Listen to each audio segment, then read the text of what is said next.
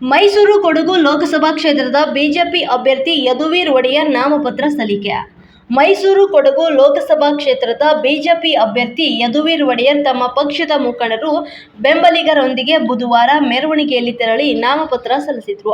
ಅರಮನೆ ಮುಂಭಾಗದ ಕೋಟೆ ಆಂಜನೇಯ ಸ್ವಾಮಿ ದೇಗುಲದ ಮುಂಭಾಗದಿಂದ ಮೆರವಣಿಗೆ ನಡೆಯಿತು. ಈ ವೇಳೆ ಮಾಜಿ ಸಿಎಂ ಎಚ್.ಡಿ. ಕುಮಾರಸ್ವಾಮಿ, ಬಿಜೆಪಿ ರಾಜ್ಯಾಧ್ಯಕ್ಷ ಬಿ.ವೈ. ವಿಜಯೇಂದ್ರ, ಸಂಸದ ಪ್ರತಾಪ ಸಿಂಹ ಸೇರಿ ಹಲವಾರು ನಾಯಕರು ಈ ಒಂದು ಸಂದರ್ಭದಲ್ಲಿ ಭಾಗಿಯಾಗಿದ್ದರು.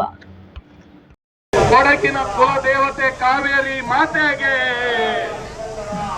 ನರೇಂದ್ರ ಮೋದಿಜಿ ಅವರಿಗೆ, ಮಾನ್ಯ ಎಚ್.ಡಿ. ದೇವೇಗೌಡರಿಗೆ, ನಮ್ಮ ರಾಜ್ಯಾಧ್ಯಕ್ಷರಾದ ವಿಜಯೇಂದ್ರ ಅವರಿಗೆ, ಎಚ್.ಡಿ. ಕುಮಾರಸ್ವಾಮಿ ಅವರಿಗೆ, ಸಿ.ಟಿ. ದೇವೇಗೌಡರಿಗೆ, ನಮ್ಮ ಉಸ್ತುವಾರಿಗಳಾದ ಅಶೋಕ್ ನಾರಾಯಣ್ ಅವರಿಗೆ,